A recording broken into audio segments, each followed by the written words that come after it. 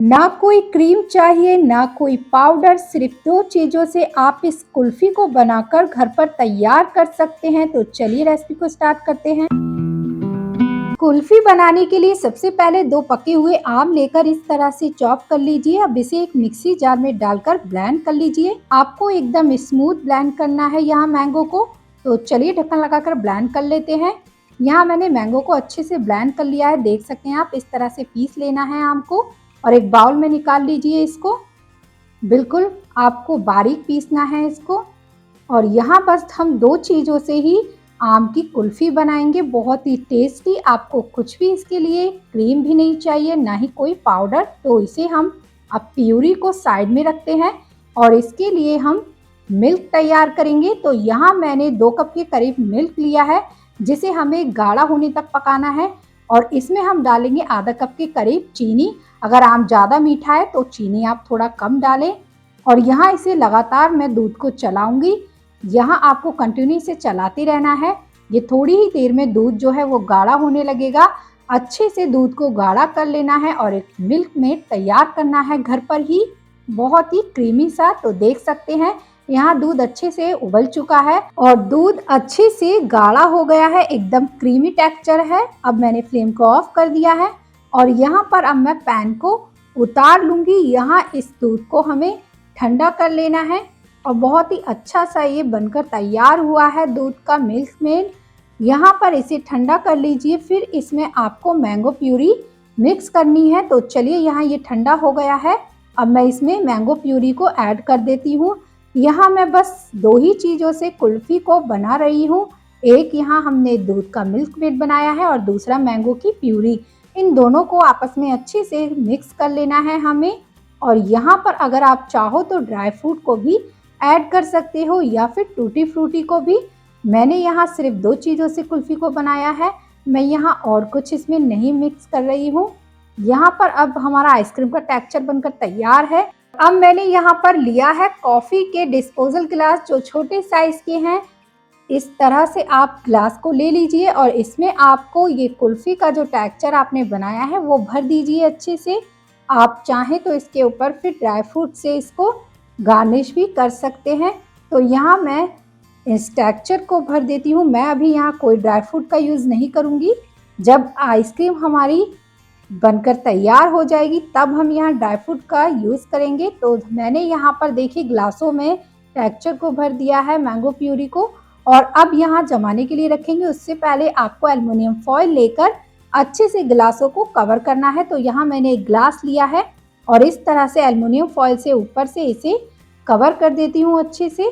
सभी गिलासों को इसी तरह से आप एक एक कर कवर करते जाइए। तो मैंने यहाँ एल्युमिनियम फॉइल पहले ही ग्लास के साइज़ का ले लिया था।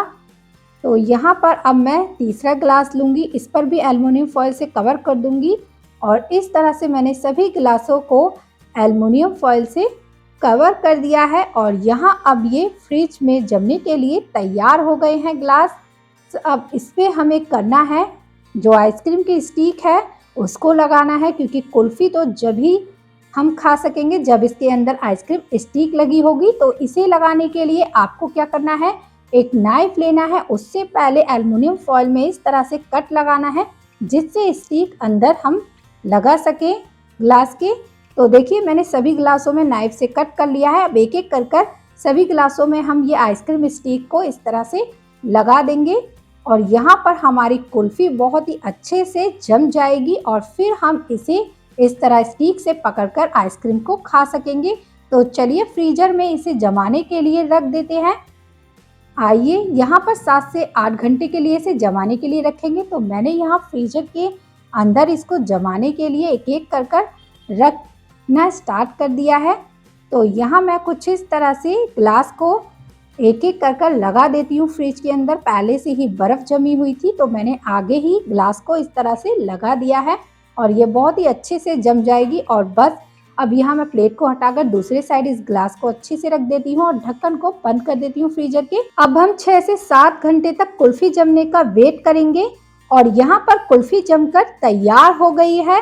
तो देख सकते हैं यहाँ बहुत ही अच्छे से कुल्फ़ी जमी है। यहाँ मैंने पूरी नाइट इसे फ्रिज में रखकर जमाया है, क्योंकि मैंने ये आइसक्रीम रात को ही बनाई थी और यहाँ मैंने मॉर्निंग होते ही आइसक्रीम फ्रीजर से बाहर निकाली और इस तरह से एल्युमिनियम फॉइल को हटा दिया। देख सकते हैं इस तरह से एल्युमिनियम फॉइल को एक-एक कर सभी गिलासों पर से हटा दीजिए। बहुत ही अच्छे से हमारी आइसक्रीम जमकर तैयार हुई है।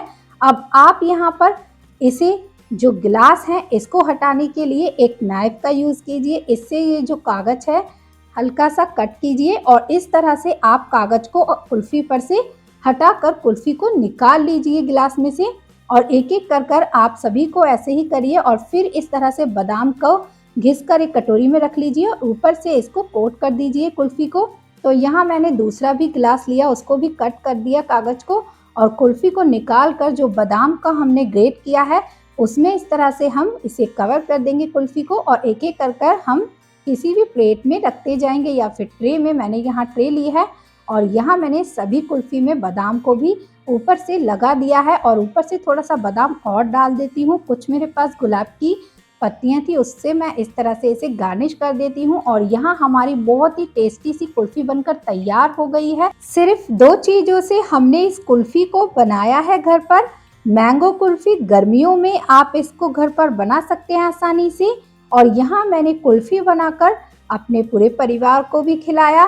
तो यहाँ मैं सबको एक-एक कर कुल्फ़ी दे रही हूँ। मैंने पहले अपनी मम्मी को दी, फिर अपनी छोटी सिस्टर को एक कुल्फ़ी दी और यहाँ मेरी छोटी सिस्टर ने भी कुल्फ़ी की बहुत तारीफ़ की और फिर मैंने अपने पापा को एक कुल्फ़ी दी और लास्ट में ट्रे में एक कुल्फ़ी रह गई थी, ये मेरे लिए थी। पर मैंने पहले कान्हा जी को भोग लगाया। मैंने यहाँ पर सबसे पहले कान्हा जी को कुल्फ़ी का भोग लगा दिया था।